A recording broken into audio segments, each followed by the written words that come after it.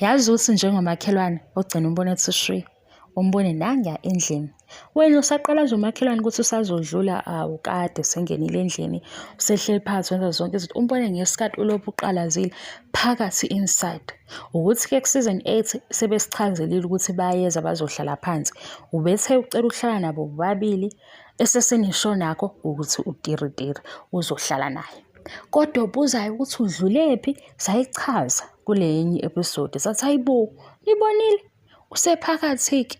Mina ngithanda ukunixoxela into exoxa ngezithombe. Yabo lo wafika nokuthi indaba ixoxwa ngezithombe, nazi izithombe zixoxa indaba. Mawungayitholanga kusho ukuthi awuyitholanga, alikho-ke futhi iphutha ukuthi akayitholanga, kodwa usephakathi emzombe. Hayibo, hey.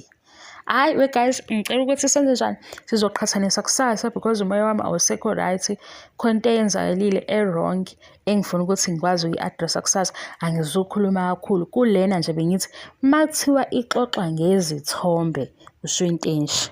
Mawungayibambi futhi alikho iphutha, zikhona izinto esiyikhulumayo nazo zikudlule, zikhona futhi ezinye izinto esiyikhulumayo zibande nje. Mina okwami-ke ngiyabonga i-support ku-season 8, sithe amehlo sifuna ukubona sebehleli phansi sizwe-ke indaba ukuthi ihamba ithini noma usisi ucelani, kodwa sasikuzile.